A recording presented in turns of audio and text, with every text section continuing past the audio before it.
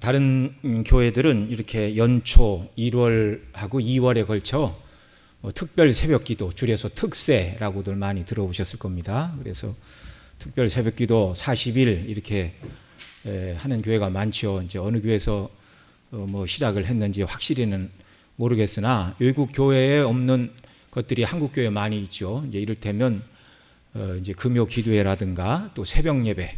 새벽 예배는 이제 외국의 목회자들은 개인적으로 일어나서 새벽에 경건의 시간을 갖습니다. 그러나 교회로 모여서 새벽 예배를 이렇게 하나님 앞에 드리는 데는 한국 교회 말고는 제가 들어본 적이 없어요. 물론 이제 한국 성도들이 해외에 나가서 이렇게 신앙생활 하시는데 이제 단독 건물이 있는 데는 뭐 미국이든 어디든 뭐 한국인 목사님들이 있는 교회는 이제 새벽 예배를 한다고 그럽니다. 이렇게 기도하는 것처럼 참 하나님의 보좌를 움직이는 일은 없다고 생각을 합니다. 그러니까 한국 교회가 짧은 시간에 성장을 하고 또 선교 역사 한 120년 정도밖에 안 되지만 미국 다음으로 많은 선교사들이, 특히 이제 인구 대비로 해도 미국 다음으로 많은 선교사들이 세계에 나가 복음 증거를 하는 그 모든 기반도 역시 성도들이 하나님 앞에 부르짖는 기도, 그 다음에 그 기도 가운데도 하나님을 잘 섬기고 열정적으로 섬기기를 원하는 그런 믿음의 소망을 하나님께서 기쁘게 여기신 일인 줄 믿습니다. 예, 그래서 이제 40일 이제 특별 새벽기도 하는 교회 그렇게 얘기들 들어보면 이제 직장인들이 그게 이제 생활 습관 한꺼번에 바꾸기가 어렵잖아요. 그러니까 그 40일이면 한 달하고도 10일을 해야 됩니다. 그러니까 결코 짧은 기간이 아니에요. 1월 1일부터 시작을 해도 12월 9일 돼야 이제 끝나는 기간이 40일 새벽 기도해야 됩니다. 이제 그렇게 하다 보면 한 1주, 2주 지나면 막 피곤해 가지고 새벽에 이렇게 차를 몰고 막 오다가 차량 접촉사고도 상당히 일어난다는 거예요. 네, 그럼에도 불구하고 정신 차리고 하나님 앞에 나가 기도하고 은혜를 구하자.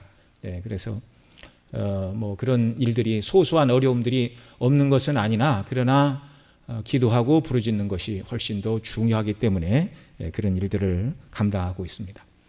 그런데 우리 교회는 이제 새벽 시간보다는 이제 이 저녁 기도회를 택했는데요. 현대인들의 생활 패턴이 밤 늦게까지 일을 하는 그런 시대이고 새벽에 일찍 일어나서 무엇을 하기가 어려운 그런 시대입니다. 그래서 정말 다 이제 생활형이 올빼미형으로 바뀌었죠.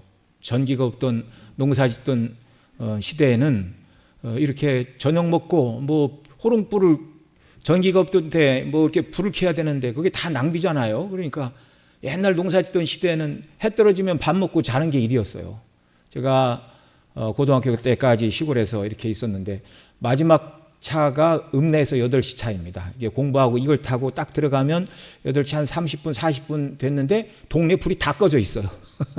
다 주무시던 이제 그런 시대였는데 오늘날 이 시대에 뭐 8시, 9시는 그 초저녁이죠. 초저녁. 네, 그래서 이렇게 저녁에 이렇게 금년에는 4번 나누어서 이렇게 이제 기도회를 갖는 이제 4번째 시간이 되었는데 또 바쁘신 중에도 하나님의 말씀을 사모하고 기도하기 위하여 모인 우리 성도님들 정말 마음을 감동하여 주신 하나님께 먼저 감사를 드리고 또 이렇게 오셔서 은혜 받기를 원하셔서 나오신 우리 귀한 성도님들 주님의 이름으로 환영하고 축복하고 주께서 귀한 은혜 넘치도록 부어 주시기를 소원합니다.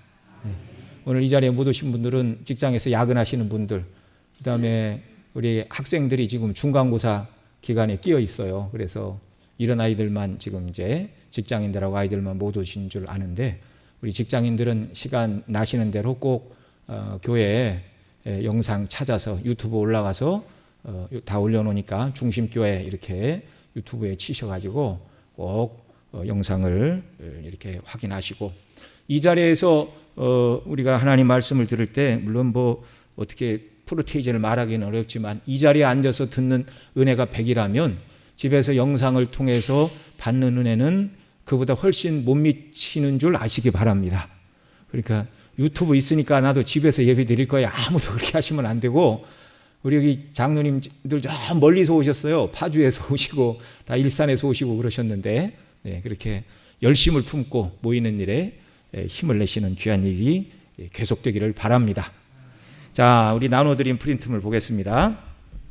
이번 전교인 작정 저녁 기도의 주제는 언약을 이루심으로 구원하신 하나님이라는 주제인데, 지난해 초에 살펴본 개혁신앙 기본 진리의 첫 번째 부분이 회심이었고, 그 두 번째 부분이 바로 이 언약 파트입니다. 그래서 이번에는 그 두 번째 파트에 해당하는 언약 시간, 언약에 대해서 하나님께서 주신 언약부터 구약의 선지자들에게 주신 언약까지 살펴보고, 이 언약 파트가 이제 새 언약 그리스도까지 연결이 되는데 시간 관계상 다 이번 주에 살펴볼 수가 없어요. 그래서 이번 주는 이제 아담에게 주신 언약부터 선지자들에게 주신 언약까지 구약의 내용을 서베이를 하고, 그 다음에 다음 1월이나 4월 또 시간 되는 그때에 나머지 새 언약, 그리스도께서 구약부터 말씀하신 이 언약을 어떻게 성취하셨는지를 우리가 살펴보기를 원합니다. 개혁주의 신앙은 성경을 통해서 자신을 드러내신 하나님의 계시와 함께 시작을 하여 성경이 가는 곳까지 가고 멈추는 곳까지 멈추는 것이 개혁신앙인 줄 믿으시기 바랍니다. 자, 개혁신앙은 뭐라고요? 성경을 통하여 하나님이 자기 자신을 드러내신 계시와 함께 시작을 하여 성경이 가는 곳까지 가고 멈추는 곳에서 멈춘다. 네. 이 신앙은 우리를 어두움으로부터 그분의 기이한 빛으로 인도하여 회심하게 하는 하나님의 주권을 강조하고 높이는 신학입니다. 그래서 하나님의 은혜는 주권적이며 또한 언약적이에요. 하나님이 우리에게 은혜를 주시되 어떻게 주신다고요? 주권적으로. 그러니까 인간의 반응을 보고 이렇게 은혜를 주시는 것이 아니라 은혜 주시는 하나님의 주권에 따라 은혜를 주시고, 또 그 은혜 주시는 방편이 뭐라고요? 언약적이라고요. 언약학. 구약에서부터 인간이 범죄하던 그 즉시 여자의 후손을 통하여 구원을 말씀하신 하나님, 그 여자의 후손이 우리는 누군가 잘 알고 있죠. 누구지요? 예수 그리스도입니다. 그 여자는 동정녀 마리아를 말하는 것입니다. 하나님의 은혜는 주권적이며 언약적입니다. 다른 말로 하나님께서는 자기 백성 곧 그들의 자손과 연합하시며 교제하심으로 구원을 베푸시되 주권과 은혜로 맺으신 언약을 통해서 이 일을 이루어 가신다는 말입니다. 이제 하나님과 그 백성 사이의 언약에 대해서 우리의 과거와 영광스러운 미래까지 그리스도의 인격과 사역의 예언과 성취, 그러니까 구약 아담부터 선지자들에게 주신 그 모든 언약은 예수 그리스도에 대한 예언의 성격을 띠고 있고, 구약의 예언대로 오신 예수님이 그 모든 언약을 다 성취하심으로 구속을 완성하셨다. 그래서 언약이 복음이다, 그렇게 말씀을 드리는 것입니다. 과거에서 미래까지 주권자이시며 은혜로우신 만유의 하나님께서는 우리를 속죄하시고 우리와 우리 자손들을 그분과의 언약 관계로 이끄실 것을 언약으로 약속하셨습니다. 그 내용은 그분께서 우리의 하나님이 되시고 우리는 그분의 백성이 되는 것. 이게 언약의 기본 사항입니다. 이제 다른 것도 더 나와요. 이제 2개, 3개가. 자, 우리가 살펴볼 언약, 이제 아담에게 주신 언약은 이제 내일부터 살펴보는데, 전반적으로 언약이 무엇인가를 우리가 서론으로 오늘은 공부를 하겠습니다. 첫째, 하나님의 언약 사역은 아름다운 것입니다. 사람마다 최고의 아름다움을 느끼는 것은 다르지요. 어떤 사람은 비온 뒤 무지개를 보고서 아름답다 말하고, 어떤 사람은 꽃잎 끝에 달려있는 작은 이슬방울들, 어떤 가수가 노래도 불렀죠. 그게 그렇게 아름다운가 봐요. 아름다운 것이 더 있습니다. 거기에 끝나는 게 아니에요. 누구는 화려한 꽃들의 색채와 아름다운 그 꽃잎들, 또 누구는 어린아이의 티 없이 맑은 웃는 얼굴이 아름답다 말하고, 또 누구는 사람들이 그린 그림, 연극, 영화를 감상하고서, 또는 어떤 이는 아름다운 오페라, 교향악을 듣고 아름답다 말합니다. 이것을 정리하면 첫 번째 아름다움은 하나님께서 지혜와 능력으로 지으신 창조 세계, 피조물, 그러니까 무지개, 전용놀, 아름다운 꽃들, 또 그랜드 캐니언, 하롱베이, 여러분들이 다녀보셨던 각종 관광지, 거기 왜 다녀요? 아름다움을 보려고. 그리스도인들이 그런데 가야 돼요, 안 가야 돼요? 가야 돼요. 가서 하나님 솜씨가 놀랍습니다. 그리고 믿지 않는 사람들이 저것은 퇴적층이 어쩌고 저쩌고 그러면 그런 소리 하지 말라고 하나님이 지으셨다고 이제 분명히 잘 얘기를 해줘야 됩니다. 자, 1차적인 아름다움은 뭐라고요? 피조세계. 하나님 지으신 피조세계. 두 번째 아름다움은 사람의 노력으로 만들어낸 문화와 예술. 여러분 그 책을 보시면 이런 내용이 다 나와 있는 건 아니에요. 제가 이제 있는 없는 조금 어려운 부분은 이제 쉽게 설명을 했고 없는 부분에 이렇게 첨가를 해서 말씀을 드리는 겁니다.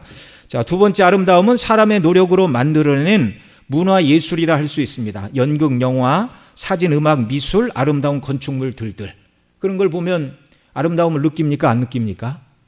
당연히 느끼죠. 당연히 느끼죠. 또 우리 주부들은 이제 우리 바쁘셔서 그런 분들이 별로 있을지 모르겠지만 드라마를 이렇게 바라보면 현실과 다른 그런 이상향의 세계 때문에 그 보고 또 마음이 또 힐링이 된다 그러시는 분들도 있는데 최고의 힐링은 그리스도의 사랑인 줄 믿으시기 바랍니다. 자, 세 번째 아름다움은 도덕적인 아름다움이 있어요. 위기에 처한 생면부지의 사람을 구하려고 자신의 손해를 감수하고 인류애를 발휘하는 사람들의 이야기들을 들을 때 우리는 마음이 따뜻하고 아직도 세상이 살만하고 참 그런 사람들 우리가 뭐라고 불러요? 의인이라고 불러요. 의인이라고 부르고 나라를 구하기 위하여 목숨을 버리는 사람들을 우리는 또 위인이라고 부릅니다. 우리가 이순신 장군의 이야기 또 한글을 만들고 백성들을 사랑하기 위해 몸을 돌보지 않았던 뭐 세종대왕 이런 분들의 얘기를 들으면 우리가 신앙과 상관없이 백성을 사랑하는 그분들의 마음이 이렇게 전해져서 마음이 뭉클하잖아요. 네, 그래요, 안 그래요? 네. 어떤 분이 그런 얘기를 하셨어요. 유관순을 생각을 하면 참 마음이 절절하다고. 네. 그런데 그런 유관순 또 이순신 세종대왕 생각할 때 존경심이 우러나고 마음이 뜨거워지고 막 이런다면 우리 주 예수 그리스도를 생각하면 마음이 더 그래야 됩니까? 냉랭해야 됩니까? 더 그래야 합니다. 더 그런 은혜를 이번 교회에 하나님께서 이미도 주셨지만 이번 집회를 통해서 그런 은혜를 더하여 주시기를 원합니다. 만약에 이순신 장군, 세종대왕, 유관순 또 뭐 휴바 있죠. 이런 사람들 얘기를 들으면 마음이 감동이 되는데 예수님 얘기를 들었는데 감동이 안 된다. 그러면 이건 정말 울어야 될 일이에요. 정말 울어야 될 일이에요. 한 번은 바리새인들이 와서 예수님의 제자들한테 바리새인인 우리도 금식을 하고 요한의 제자들도 금식을 하는데 왜 당신 제자들은 금식을 안 합니까? 이렇게 물었어요. 그러자 예수님이 혼인집 잔치에 손님들이 신랑과 있을 때는 금식하는 법이 아니다. 그러나 신랑을 빼앗길 날에는 금식할 날이 오리라. 우리 주님이 말씀해 주셨어요. 그 신랑이 누구죠? 그리스도예요. 그리스도. 우리의 마음속에 예수님의 십자가의 대속의 사랑과 은혜로 충만하지 않을 때 정말 와서 예배를 드리고 그리스도가 나를 위해 죽으셨고 그분이 나의 구주시고 그분이 나의 전부입니다. 그렇게 말씀을 듣는데도 감동과 감화가 없다면 그때가 울어야 될 때예요. 그때가 금식해야 될 때인 줄 믿으시기 바랍니다. 복음을 들어도 마음이 냉랭하다. 이게 내 신앙의 가장 큰 위기라는 사실을 꼭 기억하시기 바랍니다. 자, 그러나 사람이 이렇게 대자연, 피조세계의 아름다움을 마주대할 때 느끼는 아름다움과 경외감, 또 사람이 연주하는 음악이나 거장의 미술작품, 또 영화, 연극 이런 것을 볼 때 인간이 만든 이런 아름다움에 대한 황홀함과 아름다움, 그것을 넘어서는 사람 사이에서 쉽게 보기 어려운 도덕적이고 윤리적인 아름다움, 이런 것도 아름다움이지만 그러나 진정한 아름다움은 은혜 언약으로 죄인을 구원하시는 하나님의 구원 사역이라는 사실을 믿으시기 바랍니다. 이것이 영적인 아름다움이에요. 영적인 아름다움. 네. 저와 여러분의 눈을 활짝 열어서 이 아름다움이 뭔가를 보게 하시고 하나님의 아름다움에 좀 표현은 그렇지만 홀딱 빠지는 저와 여러분 모두가 되시기를 소원합니다. 자, 이것이 왜 가장 아름다운 것인가? 세상의 사랑의 대상은 아름다운 피조물이요 사람의 노력 중에 가장 귀한 문학과 미술과 음악 같이 뛰어난 열매들, 또 뭐 한 가지 빠졌는데 그 스포츠에 또 열광하는 이유가 뭐예요? 보통 사람은 할 수 없는 일들을 해요. 우리는 야구공 들고 아무리 던져도 시속 80km 안 나옵니다. 150, 160 던지는 건 그건 아무나 하는 일이 아니에요. 뭐 밥 먹고 저걸 못해? 우리가 뭐 홈런 나올 것 같죠? 안 그래요. 그냥 땅볼 빗 맞고 헛스윙 수두룩해요. 열심히 사람이 축구를 하고 야구를 하고 운동을 하고 이렇게 몸을 단련해서 아름다운 뭐 축구 선수가 골을 넣고 투수가 뭐 강속구를 던지고 타자가 홈런을 치고 하는 이런 일들도 흔히 있는 일들이 아니에요. 그래서 사람들이 최고의 경기가 열리면 다 가서 열광하는 이유가 거기에도 나름대로 아름다움이 있기 때문에 그렇습니다. 그 다음에 이제 자신을 희생하여 다른 사람을 구하는 윤리와 도덕, 인류애가 충만한 자들을 사람들은 사랑하나, 그러나 하나님의 사랑의 대상은 하나님께서 사랑하셔야 될 아무런 이유도 자격 조건도 갖추지 못한, 도리어 하나님의 진노와 심판을 받아야 될 죄인들을 구원하시기 위하여 내가 아들을 보내주신다. 하나님이 그렇게 약속하셨고, 그 약속에 따라 하나님의 아들 예수 그리스도가 이 땅에 오셔서 우리 대신 모든 율법을 성취하시고 십자가에 못 박혀 죽으심으로 우리 죄값을 치르시고 구원해 내신 이 언약을 이루신 언약사역, 곧 복음. 그래서 이것이 가장 아름답다는 말입니다. 세상은 사랑할 만하고 마음을 줄만 하고 무엇보다 뛰어나고 대단한 것을 사랑해요. 그래서 뭐 어떤 개그맨은 그랬죠. 1등만 뭐라고 그러던가요? 1등만 알아주는 뭐 더러운 세상 그러던데. 네. 근데 하나님은 1등이 아니라 지옥 형벌에 던져져야 마땅한 죄인 중의 괴수들을 사랑하셨습니다. 그 지금 죄인 중의 괴수들이 세상 밖에도 득실득실해요. 그 중에 구원받은 우리는 소수입니다. 그거 얼마나 큰 은혜입니까? 그 하나님의 사랑에 대하여 요한일서 4장 10절에서는 이렇게 말합니다. 같이 읽습니다. 시작. 사랑은 여기 있으니 우리가 하나님을 사랑한 것이 아니요 오직 하나님 우리를 사랑하사 우리 죄를 위하여 화목제로 그 애들을 보내셨음이니라. 아멘. 자, 사랑은 어디 있다고요? 여기 있다고요. 여기. 자, 그 사랑이 뭡니까? 우리가 하나님을 사랑한 것이 아니요 오직 하나님이 우리를 사랑하사, 우리를 어떻게 사랑했어요? 우리가 지금 공부한 것처럼 아름답고 뛰어나고 성실성의 1등, 아름다움의 1등, 열심히 노력해서 운동의 1등, 공부의 1등, 그런 1등을 하나님이 구원하시고 천국 보내신다고 안 하셨어요. 네. 그것이 아니요, 우리가 하나님을 사랑한 것이 아니요 오직 하나님 우리를 사랑하셨는데, 어떤 우리요? 우리 죄를 위하여 화목제로 그 아들을 보내셨음이니라. 여러분, 가장 쓸모없고 진노를 퍼부어야 될 대상을 하나님이 도리어 사랑했다는 것입니다. 이게 하나님의 사랑이에요. 여러분, 누가 죄인을 사랑하겠습니까? 사람 사이에는 서로가 죄인이기에 서로 간에는 죄가 분명히 잘 드러나요? 안 드러나요? 안 드러나요. 그래서 교회 처음 오신 분들한테 예수님은 죄인을 위해 죽으셨습니다. 우리 형제님 또는 자매님 스스로 죄인이라 생각합니까? 그러면 한참 생각을 해요. 한참 생각을 해요. 왜 그럴까요? 내가 어디 뭐 죄를 져가지고 내가 어디 경찰에 잡혀간 적도 없고 벌금을 문 적도 없고 누구한테 해를 끼친 적이 없는데 죄인이라고 그러니까 기분이 나빠요? 안 나빠요?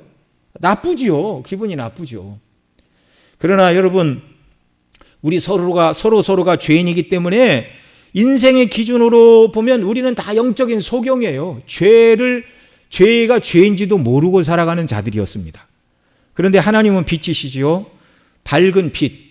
이 빛이 없다면 우리가 여기 앉아서 예배 드리는 게 참 난감할 것입니다. 이게 커뮤니케이션이 안 될 거예요. 얼굴을 보고 눈과 눈을 보고 또 이렇게 해야 되는데, 설교자 얼굴이 안 보이면 이제 잠이 오고 이제 딴 생각도 들고 이제 그러는 것입니다. 빛이 있어서 이런 유익이 있는데, 이런 빛 가운데 있으면 이렇게 우리 흰 옷에 뭐가 묻었는지 이렇게 드러나잖아요. 빛이 어두울수록 잘 드러나지 않습니다. 밝은 빛에 가면 갈수록 흠과 티가 잘 보이는 것처럼 죄가 하나도 없으시고 완전히 거룩하신 하나님께서 저와 여러분을 보실 때는 봐줄 만한 구석이 하나도 없는 죄인들, 쓸모없고 멍들고 상처나고 병들고, 과일로 얘기하면 성한 부분이 하나도 없는 과일이고, 고기로 얘기하면 다 부패한 거와 마찬가지인 하나님 보시기에 아름다운 것이 하나도 없는 그런 자들임을 아시기 바랍니다. 원죄와 자범죄로 하나님의 진노와 심판을 받아야 될 대상에 불과한 자들이었어요. 이 사실을 로마서 5장 7절에서는 이렇게 말합니다. 같이 읽습니다. 시작. 의인을 위하여 죽는 자가 쉽지 않고 선인을 위하여 용감히 죽는 자가 혹 있거니와. 이건 이제 사람과 사람 사이에서 하는 말이에요. 사람 사이에서 의인을 위해서 죽는 것도 쉽지 않고 의인보다 더 뛰어난 선인을 위해서는 용감히 죽는 자가 혹 있을 수 있다고 하십니다. 이게 사도 바울의 표현이에요. 그러나 사람 사이에 죄인을 위해서 대신 죽는 자가 있다는 말이에요? 없다는 거예요? 사람 사이에도 그런 일은 없어요. 그런데 그 다음 로마서 5장 8절과 10절 또 읽습니다. 우리가 아직 죄인 되었을 때 그리스도께서 우리를 위하여 죽으심으로 하나님께서 우리에게 대한 자기의 사랑을 확증하셨느니라. 곧 우리가 원수 되었을 때에 그 아들의 죽으심으로 말미암아 하나님으로 더불어 화목되었은즉 화목된 자로서는 더욱 그의 살으심을 인하여 구원을 얻을 것이니라. 아멘. 죄인 되었을 때 그리스도께서 우리를 위하여 죽으심으로 하나님께서 우리에 대한 자기의 사랑을 확증하셨다. 아니, 누가 죄인을 위하여 대신 죽습니까? 너무나 놀랍죠. 여러분 간혹 그런 비유 들어보셨죠? 옛날 왕정시대 왕자가 잘못을 했어요. 그러니까 그 죄를 지으면 눈을 빼라 그랬더니 왕자의 눈 하나 빼고 왕이 내려가서 내 눈 하나 빼라. 그 왕은 그렇게 할 수밖에 없어요. 자기 아들이니까. 그런데 하나님께서 우리를 사랑하셨을 때 처음부터 우리가 하나님의 자녀였습니까? 아니었어요. 죄인 괴수였어요. 하나님의 진노와 저주를 받아 마땅한 죄인들이었어요. 그런데 이런 죄인들을 위하여 아들을 내어주셨고 예수님을 믿을 때 그리스도 안에서 우리를 하나님의 양자로 받아주셨습니다. 죄인의 죄를 용서하고 더군다나 아버지의 모든 유산을 물려받을 양자로 하나님이 받아들여 주셨다는 것. 죄인에게 죄와 심판만 내리지 않아도 너무나 감사한데 아버지의 모든 유업을 이어받을 양자로 하나님이 저와 여러분을 세우셨다는 것. 기뻐하시고 즐거워하시기 바랍니다. 저와 여러분이 나중에 어디 가서 살 사람이라고요? 천국에서, 하나님 나라에서, 새하늘과 새 땅에서. 이 땅이 아무리 좋아도 청와대가 아무리 좋고 백악관이 아무리 좋고 왕궁이 아무리 좋다 할지라도 하나님 나라와 비교할 수 없는 곳인 줄 아시기 바랍니다. 그 나라의 후사로 우리를 불러주셨습니다. 이게 도대체 무슨 일인가? 이 얼마나 놀라운 사랑인가? 범죄함으로 타락하여 쓸모없는 죄인을 구원하기 위하여 아담이 범죄한 그 순간에 하나님은 여자의 후손, 오늘 우리가 읽은 말씀처럼 여자의 후손, 여자의 후손을 통하여 구원을 말씀하셨어요. 뱀의 후손은 여자의 후손의 발뒤꿈치를 상하게 할 것이요, 뱀은 여자의 후손의 발뒤꿈치를 상하게 할 것이요, 여자의 후손은 뱀의 머리를 칠 것이다. 사단의 모든 권세, 죽음의 권세, 다 죄악의 권세를 우리 주님이 십자가에서 죽으심으로 그 모든 일들을 다 완성하시고 죄악을 이기시고 그 안에 있는 우리를 구원하실 것을 말씀해 주시는 것이죠. 범죄한 그 순간에 하나님은 여자의 후손고 동정녀 마리아의 몸에 성령으로 잉태하시어 이 땅에 오실 그리스도를 통한 구원을 말씀하여 주셨고 그것을 아브라함과 노아와 모세 시대 시내산에서 이스라엘 백성들과 그리고 다윗과 그 후에 여러 선지자들을 통하여 언약을 말씀하시고 예수님 통하여 이 언약을 성취함으로 저와 여러분을 구원해 주셨습니다. 그래서 하나님의 언약을 통한 구원보다 귀하고 아름다운 것은 없고 하나님의 언약 사역이 곧 복음이다. 그렇게 말씀을 드리는 것입니다. 이 시간에는 하나님의 언약 사역이 무엇인가를 살펴보고자 합니다. 우리가 살펴볼 언약 사역은 한마디로 성경에 대해서 무엇을 믿어야 하는지, 무엇을 믿어야 하는지를 증거하는 믿음의 핵심, 구속 역사의 핵심인 복음의 내용을 살펴보는 것입니다. 그러니까 성경을 사람들이 읽으면서 여러 가지 주제로 읽을 수 있지만 단 하나의 주제를 가지고 읽는다면 바로 이 하나님의 언약의 관점으로 창세기부터 계시록을 읽어야 된다, 그 말씀입니다. 올레비아누스와 함께 하이델베르그 요리문답의 작성에 참여한 우르시노스는 이렇게 묻고 대답을 했어요. 같이 읽습니다. 사나 죽으나 유일한 위로가 무엇입니까? 바로 하나님께서 무한하고 결코 변함없으신 인애로 나를 그 은혜의 언약 안으로 받아두신 것입니다. 사나 죽으나 유일한 위로가 뭐라고요? 하나님께서 무한하고 결코 변함없는 인애로 나를 그 은혜 언약 안으로 받아두신 것입니다. 언약의 백성으로 삼아주신 것, 이게 가장 큰 위로다. 여기 우르시노스는 이렇게 말했습니다. 타락한 인간에게 이보다 더 큰 위로가 없고 이 위로는 하나님의 백성들에게 소망과 믿음이 되었습니다. 우리를 둘러싼 죄의 흉포함에도 불구하고 모든 위로에 하나님께서 언약으로 자기 백성을 그들의 죄에서 구원하시기까지 자신을 겸손하게 낮추셨기에 이 위로는 그리스도의 복음이요 성부 아버지의 사역이며 성령의 약속입니다. 자, 그게 두 번째로 우리가 언약사역에 주목하는 이유가 무엇인가? 하나님의 언약사역은 왜 그리스도인의 사상과 경건과 문화에 그토록 중대한 것일까요? 첫째로 여호와께서 언약으로 자기 자신을 우리에게 계시하시면서까지 자기 자신을 자비롭게 낮추셨어요. 하나님께서 사람이 이해할 수 있는 표현과 방식과 언약의 방식을 가지고 우리에게 찾아오셨다고요. 이해할 수 없는 복음을 주셨다면 우리가 어떻게 구원을 받겠습니까? 사람 수준으로 하나님 자기를 낮추신 거예요. 그러니 자기를 낮추시고 우리를 찾아오시고 말씀하신 하나님의 계시의 방식에 주의를 기울여야 됩니다. 요한복음 17장 3절 같이 읽습니다. 영생은 유일하신 참 하나님과 그의 보내신 자 예수 그리스도를 아는 것이니라고 하셨습니다.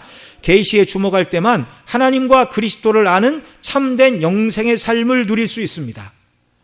계시, 특별히 언약을 통해서 구원을 이루시는 하나님이 누군가를 알게 될 때 영생에 참여하게 되는 것입니다. 이렇게 하나님께서 우리와 맺으신 계시와 언약의 방식을 무시한다면 우리는 심각한 위험에 처하게 되는데, 호세아 선지자는 4장 6절에서 뭐라고 그랬어요? 내 백성이 지식이 없음으로 망하는도다. 어떤 지식이 없어서 망하는 거예요? 언약에 대한 지식이 없어서 망하는 것입니다. 신약으로 바꾸면 복음에 대한 지식이 없는 자가 망하는 것입니다. 둘째로 하나님께서 그 백성들을 새 언약의 신자로서 복음을 선포하고 가르치고 옹호하도록 임명을 하셨습니다. 언약의 약속과 복음이 별개가 아니라 동일한 하나의 구원 약속이라는 말입니다. 그래서 신약 성경을 기록한 사도들은 그리스도의 복음과 하나님의 언약 사역을 어떻게 했다고요? 동일시했다고요. 먼저 갈라디아서 3장 8절에 사도 바울은 뭐라고 말했습니까? 아브라함에게 주신 언약을 이렇게 말해요. 같이 읽습니다. 또 하나님이 이방을 믿음으로 말미암아 의로 정하실 것을 성경이 미리 알고 아브라함에게 복음을 전하되 모든 이방이 너를 인하여 복을 받으리라 하셨으니. 아멘. 아브라함에게 하신 언약의 말씀을 사도 바울은 여기 갈라디아서 3장 8절에서 성경이 미리 알고 아브라함에게 복음을 전하되 이렇게 말하고 있어요. 언약이 곧 복음이라 이렇게 말씀하고 있습니다. 두 번째 히브리 4장 2절 같이 읽습니다. 저희와 같이 우리도 복음 전함을 받은 자이나 그러나 그 들은 바 말씀, 아들을 통하여 구원하신다는 구약 백성들에게 주신 언약의 말씀을 말해요. 이 말씀이 저희에게 유익이 되지 못한 것은 듣는 자가 믿음을 화합치 아니함이라. 아멘. 구약 백성들은 언약을 받았는데 신약의 히브리서 기자는 저들도 우리와 같이 복음 전함을 받았다 이렇게 말하고 있어요. 그러니까 구약의 언약이 신약의 복음과 같은 것이다. 계속 증거하고 있습니다. 로마서 1장 1절로 2절 같이 읽습니다. 예수 그리스도의 종 바울은 사도로 부르심을 받아 하나님의 복음을 위하여 택정함을 입었으니 이 복음은 하나님이 선지자들로 말미암아 그의 아들에 관하여 성경에 미리 약속하신 것이라. 선지자들로 언약하여 주신 것, 그것이 그리스도를 통한 복음이다. 사도 바울도 이렇게 또 로마서에서 증거를 합니다. 그러니 복음을 하나님의 언약 사역으로 이해하지 못한다면 복음을 선포하고 가르치고 옹호하는 일을 잘 감당할 수가 없는 것입니다. 세 번째, 언약을 제대로 알지 못하면 성경을 바르게 이해할 수 없어요. 성경의 모든 것이 하나님의 언약 사역과 매우 복잡하게 얽혀 있기에 언약의 기초를 제외하고서는 성경의 역사와 시와 율법과 예언과 교리들을 바로 알 수 없습니다. 새 언약은 일부 사람들이 주장하는 것처럼 옛 언약과 분리되지 않습니다. 그렇게 주장하는 사람들이 있었어요. 세대주의자들은 세대를 7세대로 나누고 그 각 세대마다 구원의 방식이 다르다고 말합니다.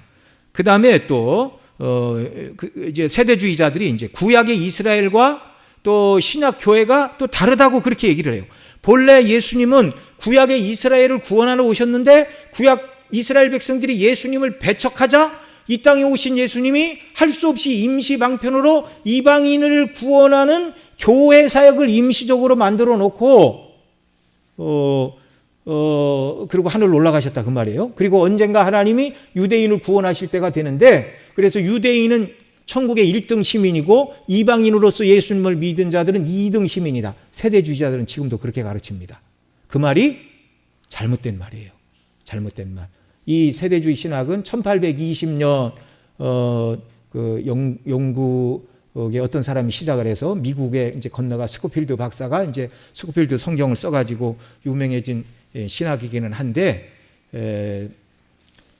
예수님으로부터 배운 사도들의 전통을 따른 속사도 교부들, 그들에게 배운 어거스틴이나 중세의 그런 개혁신학자들, 그 다음에 루터와 칼빈 전통에서는 없는 얘기예요. 없는 얘기.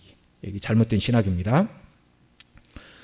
자, 그러나 새 언약은 옛 언약과 분리되지 않습니다. 오히려 새 언약의 메시지는 옛 언약의 약속에서 연속적이며 점진적으로 뻗어나왔습니다. 더 확장되었습니다. 계승되며 확장 발전되었습니다. 여호와께서 율법과 복음이나 세대주의 주장이 아닌 단 하나의 지속적인 사역을 성경에 계시하셨습니다. 그래서 여자의 후손이 누구라고요? 그리스도라고요. 한 분 예수 그리스도를 통한 구원을 인간이 범죄하자마자 하나님이 말씀하셨고 그 약속을 이루어 주셨습니다. 그래서 언약을 놓치는 것은 성경을 놓치는 것입니다. 네 번째, 언약을 바르게 알아야 하나님에 대한 확신과 견고함과 담대함과 감사와 경외 가운데 우리가 성장하게 됩니다. 이 언약을 이제 계속 공부하면 알겠지만 사람 사이의 언약은 서로가 언약을 어기면 안 되는 이런 언약이에요. 그러나 하나님과 사람 사이의 언약은 일방적인 언약입니다. 이제 뒤에 가서 다 나옵니다. 그러니까 우리의 무엇을 조건으로 어떤 반응을 기준으로 하나님이 언약을 하시는 것이 아니라 하나님의 언약은 주권적이고 은혜적이고 일방적이에요. 인간의 어떤 행위가 조건이 되어서 언약이 완성되는 것이 아니라 하나님이 행하실 일로만 언약을 완성하시고 그것을 믿을 때 그 믿는 믿음도 성령께서 은혜로 주십니다. 그래서 이 언약 사역을 바라볼 때 내가 때로 연약하고 넘어지고 부족한 나 자신을 발견할 때도 성령께서 언약을 견고히 붙들라. 네가 구원받은 것은 너의 의나 너의 힘이나 자랑이 아니다. 너의 구주 예수 그리스도를 통해서만 하나님이 구원하신다. 계속 권고해 주시는 것입니다. 하나님을 언약의 주님으로 알고 받아들일 때 우리 믿음이 자라는 것이죠. 창세기부터 요한계시록까지 나타난 하나님의 언약의 점진적인 성취를 보게 될 때 오직 하나님만이 이 경이로운 사역을 이루어 오셨다는 것을 우리가 고백하게 되는 것입니다. 그래서 언약은 모든 면에서 중요한데 언약이 없이는 하나님을 바로 알 수 없고 또 복음을 선언할 수 없고 성경을 이해할 수도 없고 그리스도인의 삶을 살 수도 없는 것입니다. 셋째로 구속사의 뼈대를 보겠습니다. 그러면 하나님의 언약 사역은 무엇이고 언약 사역은 구속사라고 알려진 구원에 관한 하나님의 사역의 역사에 초점을 두는 것인데요. 자, 구속사의 뼈대가 되는 것은 무엇인가? 사도 바울은 이렇게 말했어요. 약속의 언약들에 대해서는 외인이요. 여기 에베소서 2장 12절인데 같이 읽습니다. 그때 너희는 그리스도 밖에 있었고 이스라엘 나라 밖의 사람이라 약속 언약들에 대해서는 외인이요. 세상에는 소망이 없고 하나님도 없는 자이더니 라고 선언한 용어, 약속의 언약들로 증거하신 언약들과 약속들을 말하는데 창세기에서 계시록까지 증거되는 결혼 구속을 자기를 위해 백성을 반드시 속죄하실 것이라는 약속과 또 나는 너희의 하나님이 될 것이요 너희는 나의 백성이 될 것이라는 왕과 백성의 언약의 관계, 이런 여러 관계로 하나님께서 성경에 표현을 하고 계십니다. 성경을 이렇게 언약의 관점으로 구속사를 유기적으로 말할 수 있습니다. 그러나 구속사를 구성할 때 언약이 아닌 믿음의 영웅들이란 용어로 구속사를 구성하면 연결이 끊어져 버리고 맙니다. 또한 사사기의 그 사이클, 범죄, 하나님의 징계, 회개할 때 회복시켜 주시는 끝없는 패턴으로 볼 수도 있고 정치적 해방을 위한 계급투쟁으로도 성경을 보는 사람들이 있지만 그러나 이렇게 성경을 보면 단편적이고 하나님께서 성경을 통해 주시는 풍성한 구속은 온전히 바라보지 못하는 것입니다.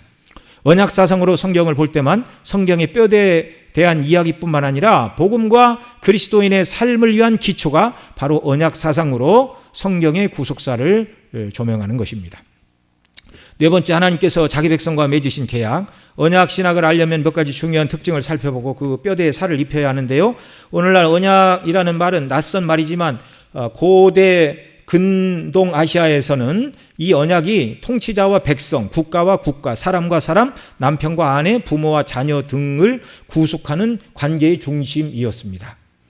언약은 사람 사이의 인간관계인데 서로 행동을 제한하고 서로의 의무를 다하도록 하는 구속하는 인간관계. 여기 구속은 한자로 예수님이 우리를 구원하셨다고 할 때의 구속과 다른 구속이에요. 여기 구속이라는 말은 타인을 속박하거나 또 자기 자신이 스스로 행동을 제한하거나 또는 정지시키는 일들을 이제 구속한다고 그럽니다. 흔히 이제 사법의 용어로 쓰는 구속이라는 그런 의미예요. 자, 이런 그러니까 언약은 사람 사이에 이렇게 언약을 맺어서 서로 제한하고 한계를 두는 구속의 인간관계입니다. 그러나 이것은 이제 예수님의 십자가의 구속, 값을 주고 사내다, 곧 그리스도의 피로 값주고 죄에서 우리를 사내는 것과는 전혀 다른 의미의 구속입니다. 자, 그러면 이제 성경의 이제 구속의 내용이 어떤 것들이 있는가 한번 보겠습니다. 일반적인 이제 성경 시대의 언약을 맺는 방식을 설명을 하는 거예요. 야곱과 라반은 결말이 좋지 않았습니다. 야곱은 하나님의 은혜로 라반의 집에 가서 그 외삼촌 라반의 양떼 소떼를 칠 때 하나님의 은혜로 부를 축적했죠. 그러한 후 외삼촌 라반이 자기를 바라보는 얼굴이 좋지 못하자 외삼촌이 없을 때 틈을 타 자기 아내와 아이들 가축을 다 데리고 이제 다시 돌아가고자 하였습니다. 이 얘기를 듣고 라반이 야곱을 추격하였고 그 다음에 추격 끝에 만났는데 그 전날 밤 하나님께서 라반에게 나타나셔서 야곱을 해롭게 하지 말라 그렇게 하나님 말씀하셨죠. 그래서 이제 라반과 야곱이 만나 이제 언약을 맺는 내용이 창세기 31장 43절로 55절입니다. 한 절씩 교독하겠습니다. 라반이 야곱에게 대답하여 가로되 딸들은 내 딸이요 자식들은 내 자식이요 양떼는 나의 양떼요 내가 보는 것은 다 내 것이라 내가 오늘날 내 딸들과 그 낳은 자식들에게 어찌할 수 있으랴.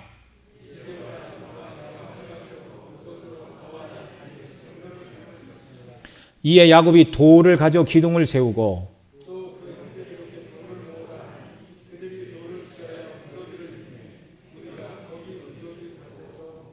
라반은 그것을 여갈 사하 두다라 칭하였고 야곱은 그것을 갈렛이라 칭하였으니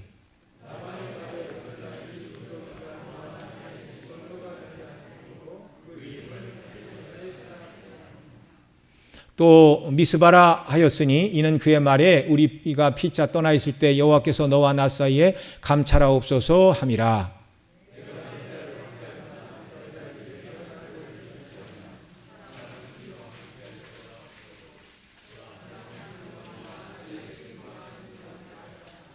라반이 또 야곱에게 이르되 내가 너와 나 사이에 둔 이 무더기를 보라 또 이 기둥을 보라.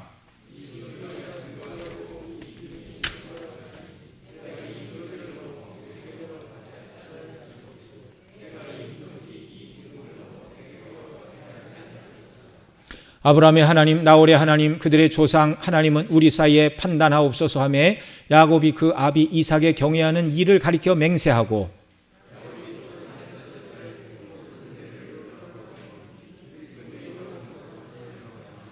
함께 읽습니다. 라반이 아침에 일찍 일어나 손자들과 딸들에게 입맞추며 그들에게 축복하고 떠나 고향으로 돌아갔더라. 아멘.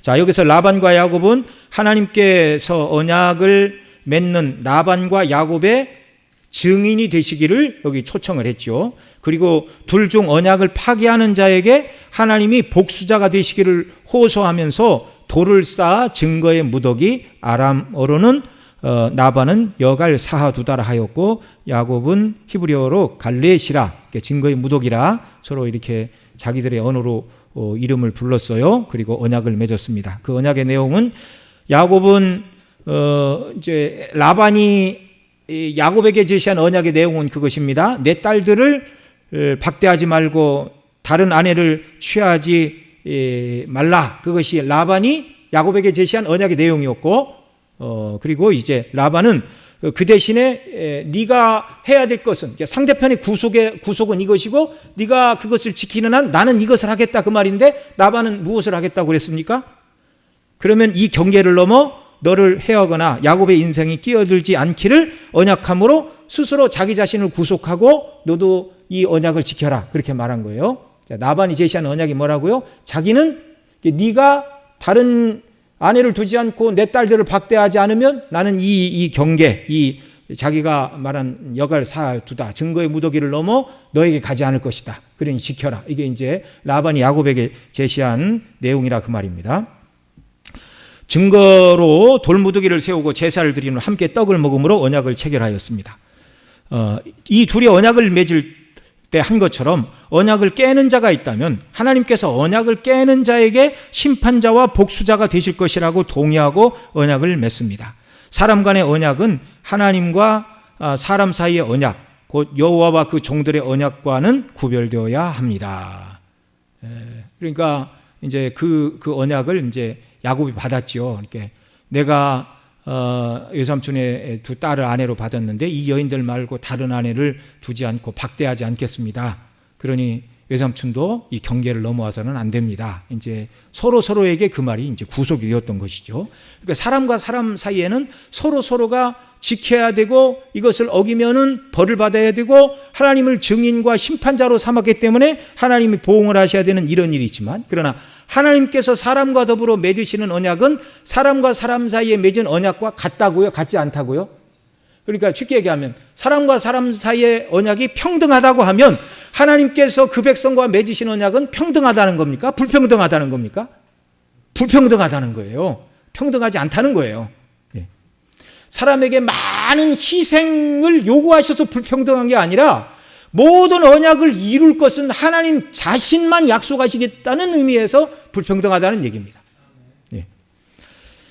자, 왜 구별되어야 하는가? 사람과 사람 사이의 언약은 동등성을 띠고 사람들 간의 상호 협정을 포함합니다. 그러나 하나님과 사람 사이의 언약은 동등성과 상호 협정은 없습니다. 주권자 하나님과 피조물 사이의 동등성이나 조건을 주고받는 일은 가능해요? 불가능해요?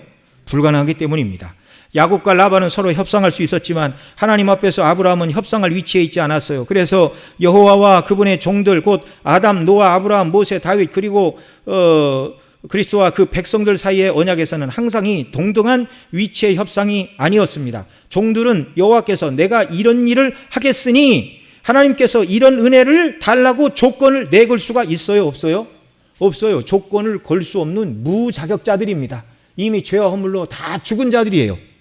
다만 하나님께서 어떤 조항과 조건과 제재와 약속과 예식을 주권적으로 그리고 은혜롭게 부여하셔서 언약을 맺으실 뿐입니다.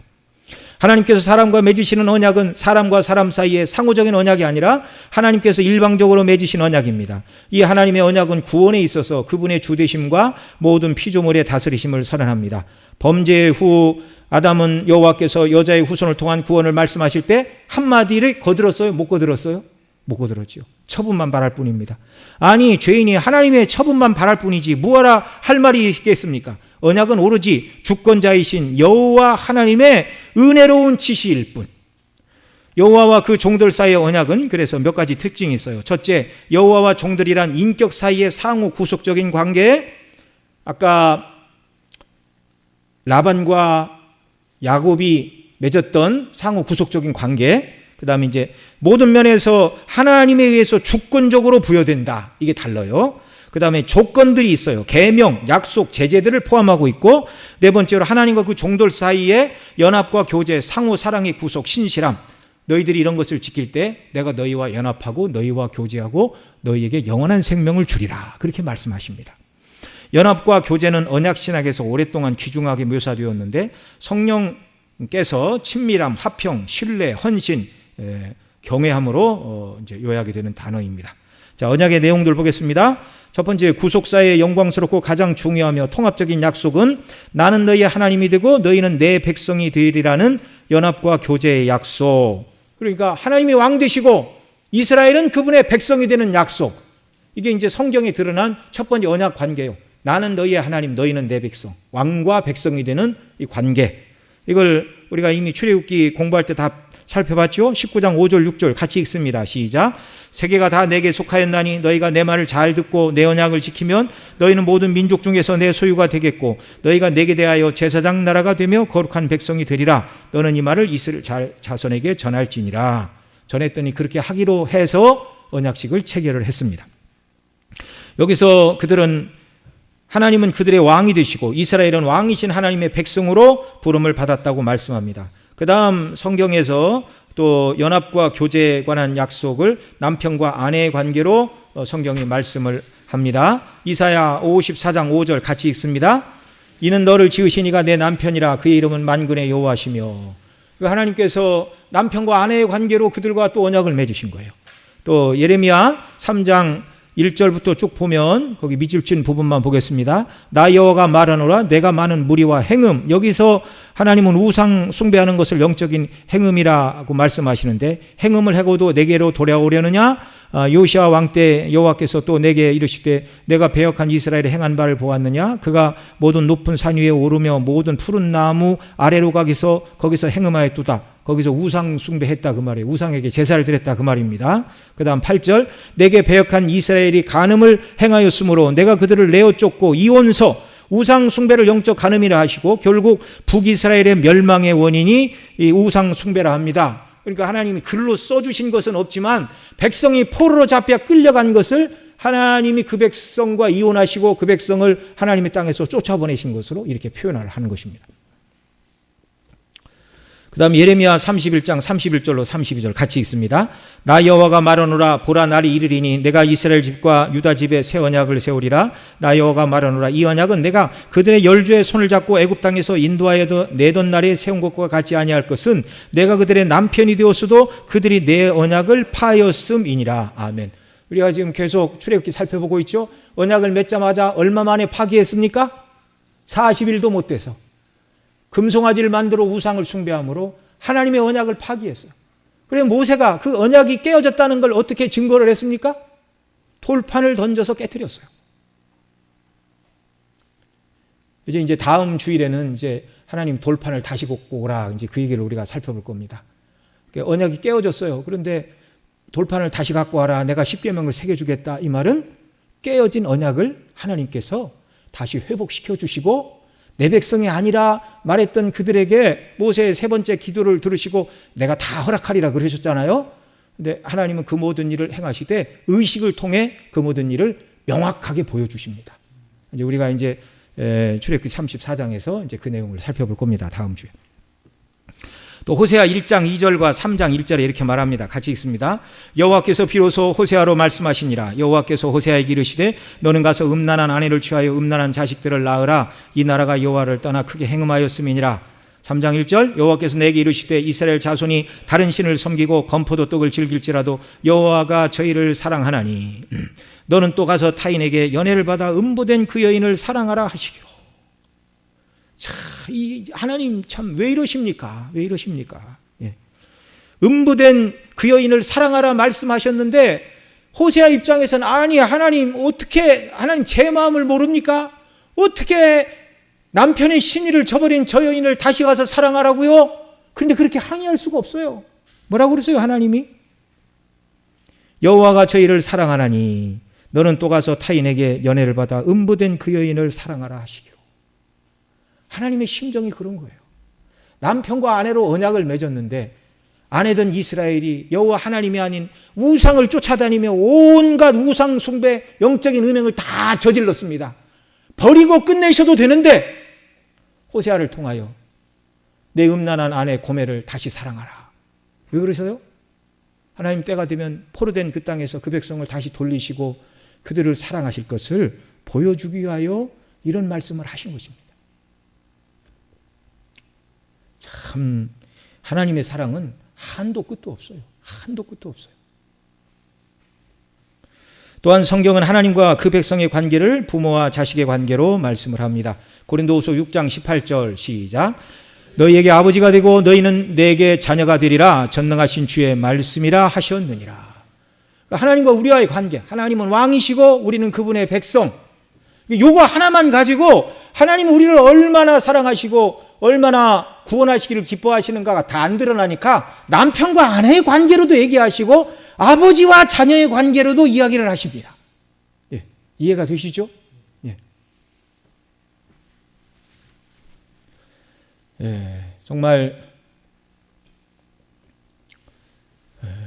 그 옛날 그 6.25 끝나고 어느 선교사님이 이렇게 성탄절 날 아침에 길을 가는데 다리 밑에서 애기 우는 소리가 나서 이렇게 가봤대요. 그랬더니 피난길에 떠났던 여인이 다리 밑에서 이렇게 뭐 비닐인지 옷인지 이렇게 천막을 치고 거기서 밤을 새다가 아기가 울고 있어요. 이렇게 봤더니 아기는 옷으로 겹겹이 쌓여서 그냥 얼어 죽기 직전에 울고 있는데 아기를 품에 안고 있는 엄마는 이미 세상을 떠났어요. 근데 이 엄마는 아기가 얼어 죽지 말라고 자기가 입었던 치마 다 벗어서 아기를 동동 이렇게 감아놓고 그러고 아기를 살리고 이 엄마가 죽은 거예요. 이 선교사님이 이걸 보고서 야, 정말 이 성탄절에 정말 하나님이 인류를 구원하시기 위하여 아들을 보내주신 의미 있는 이날에 참 그리스도의 사랑에 비할 건 못 되죠. 그걸 깨닫고 그 선교사님의 아기를 데려다가 잘 기르고 이제 훗날 그 얘기를 이렇게 해줬다는 얘기를 제가 책에서 읽었는데, 여러분, 부모가 자녀를 사랑하는 사랑, 이 세상에서 어떤 부모도 자식을 사랑함에 있어서 저보다 더 사랑할 부모는 없다, 이렇게 말할 수 있는 그런 부모의 엄청난 사랑이 있다 할지라도 하나님께서 우리를 사랑하신 이 사랑과는 비교가 됩니까? 안 됩니까? 비교가 안 되는 거예요. 비교가 안 되는 거예요. 이 저녁에 하나님이 왕이시고 우리가 그분의 백성으로 부르심을 받았다는 것이 얼마나 크고 존귀하고 놀라운 것인가를 깨닫게 해 주십시오. 영국의 여왕이 돌아가셨다고 나중에 어떤 분이 그러대요. 40억 지구 인구가 여왕 장례식을 시청을 했대요.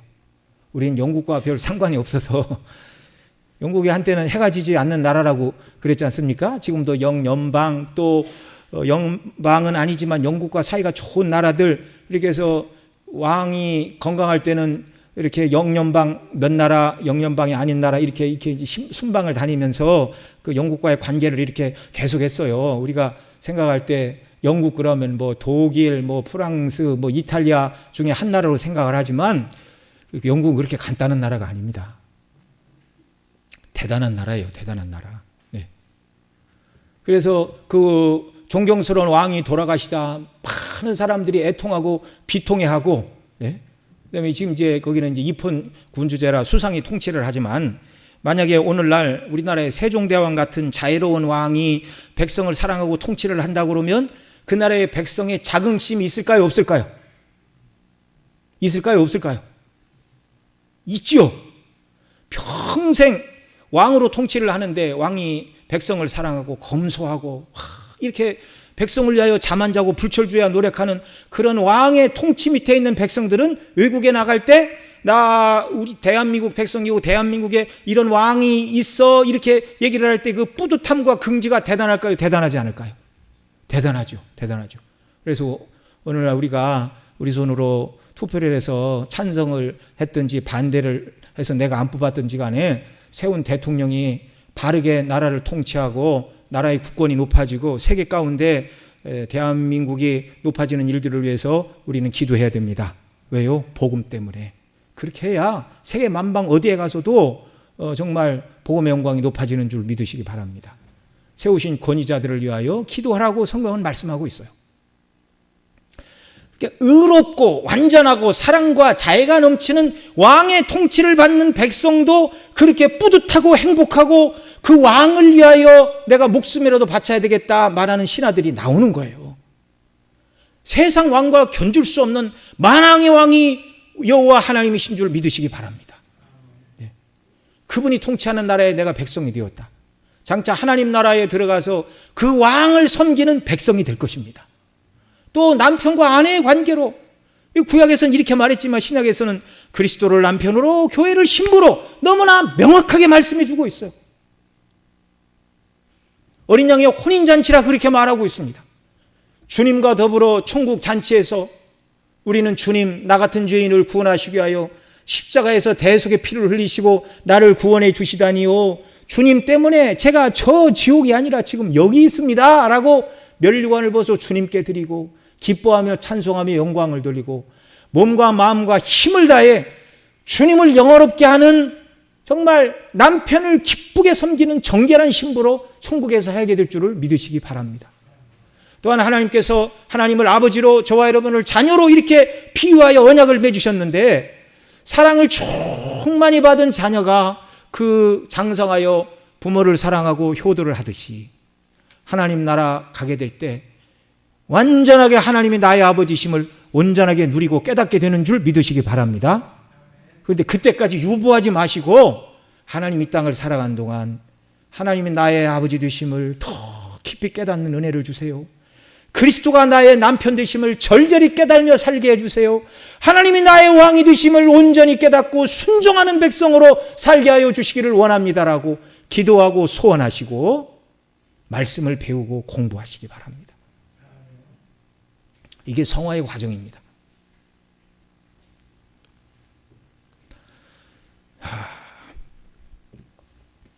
자, 밑에 보죠. 결국 택한 백성, 요한계시록 향하여 언약을 베푸신 하나님의 궁극적인 목적은 요한계시록 21장 3절로 7절로 귀결이 됩니다. 같이 읽습니다. 시작. 내가 들으니 보좌에서 큰 음성이 나서 가로되 보라 하나님의 장막이 사람들과 함께 있음에 하나님이 저희와 함께 거하시리니 저희는 하나님의 백성이 되고 하나님은 친히 저희와 함께 계셔서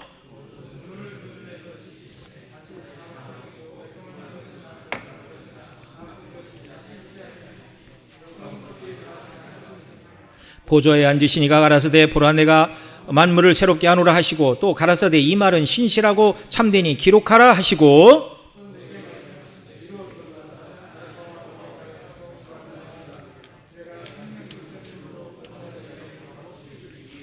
이기는 자는 이것들을 유업으로 얻으리라. 나는 저의 하나님이 되고 그는 내 아들이 되리라. 아멘. 영원토록 영화로운 천국에서 이 아버지를 섬기며 저와 여러분이 살게 될 것입니다. 아버지의 집. 제가 명절에 간혹 그런 말씀을 드리죠.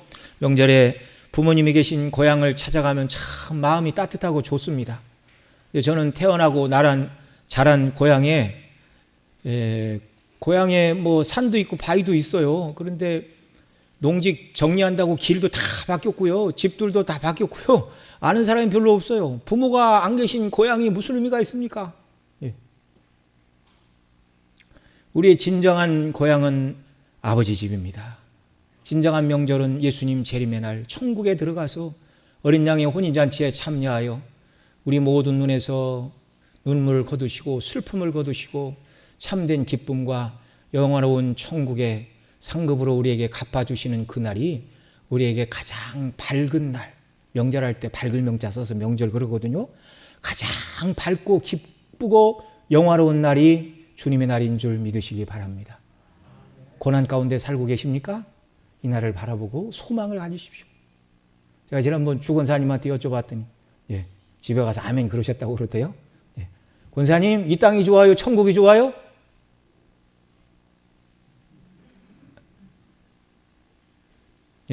집에 가서 잘 여쭤보세요.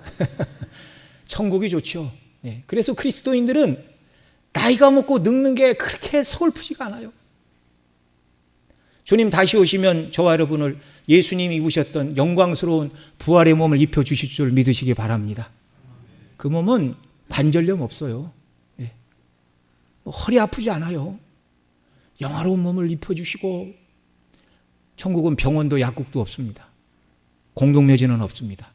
장례식장도 없습니다. 영원한 기쁨과 영광의 나라에서 하나님이 저와 여러분을 자녀로 받으시고 함께 거하게 될 그 영광의 나라.